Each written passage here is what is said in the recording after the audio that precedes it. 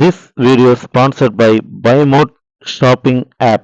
BuyMote e-shopping application is one of the online shopping app now available on Play Store and App Store. இந்த application எல்லாத்தோட மொபைல்லையும் கண்டிப்பா இருக்கணும் அப்படின்னு சொல்லுவேன்.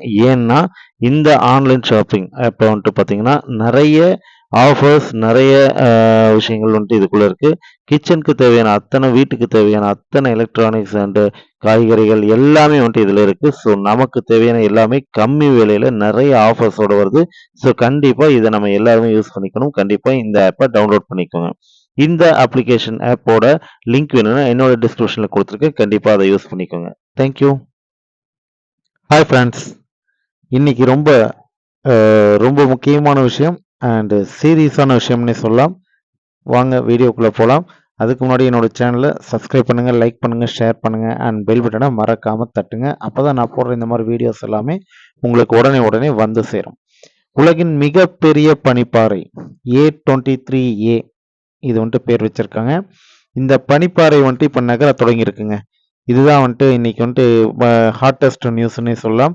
இந்த நகர்ந்து வர பனிப்பாறை என்ன பண்ணும், என்ன நடக்கும் அப்படிங்கிறது தான் இப்போ விஞ்ஞானிகளோட கணிப்பா இருக்கு. ஓகேங்களா? இந்த பனிப்பாறை என்னங்கிறது முதல்ல உங்களுக்கு சொல்லிடுறேன். அண்டார்டிகாவிலேருந்து ஒரு துண்டா பிரிஞ்ச ஒரு பனிப்பாறை தான் இது. இந்த பனிப்பாறையோட அளவை சொல்லிடுறேன். அப்பதான் இதோட சீரியஸ்னஸ் உங்களுக்கு புரியும். இல்லாட்டி புரியாது. ஓகேங்களா? என்ன ஒரு பனிப்பாறை தானே அப்படின்னு நீங்க சொல்லுவீங்க. ஆக்சுவலா இந்த பனிப்பாறை அப்படி இல்லைங்க. கொஞ்சம் சீரியஸான விஷயம். ஏன்னா இதோட பரப்பளவு வந்துட்டு 3900 சதுர கிலோமீட்டர். இது எவ்வளோன்னு தெரியுதுங்களா? தெரியல. ஓகே. அப்போ இதை நான் உங்களுக்கு ஈஸியா உங்களுக்கு புரியுற மாதிரி சொல்லணும்னா, சென்னை நம்மளோட சென்னை இருக்கு இல்லைங்களா? இந்த சென்னை இப்ப இருக்கிற சென்னையை 9 மடங்கா போட்டுக்கோங்க. எவ்வளோ பெரிய சென்னையா மாறும்னு பாருங்க. அவ்வளோ பெரிய பனிப்பாறை இது. ஓகேங்களா? இப்போ உங்களுக்கு தெளிவா புரிஞ்சிருக்கும் இதோட சீரியஸ்னஸ் என்ன அப்படிங்கிறது. இந்த பனிப்பாறை கிட்டத்தட்ட 1996லயே பிரிஞ்சிருச்சு. ஆனா கிட்டத்தட்ட 30 வருஷமா நகர முடியல. ஓகேங்களா? ஏன்னா கிட்டத்தட்ட 300 மீட்டருக்கு மேல இதோட விட்டம் கீழே வந்துட்டு தடுத்து நிப்பாட்டி இருந்துச்சு. இப்போ அது உருகிருச்சு. இப்போ வந்துட்டு நகர ஆரம்பிச்சிருச்சு. ஸோ இந்த நகர ஆரம்பிச்ச இந்த பனிப்பாறை எந்த அளவுக்கு மேல ஹைட்டா இருக்கும்னு தெரியுங்களா? மேல உயரம் கிட்டத்தட்ட ஈஃபில் டவரை விட கொஞ்சம் கம்மி, அவ்வளவுதான். ஸோ இவ்வளோ பெரிய பனிப்பாறை இப்ப நகர்ந்து வந்துட்டு இருக்குங்க. இப்ப மோத போகுது.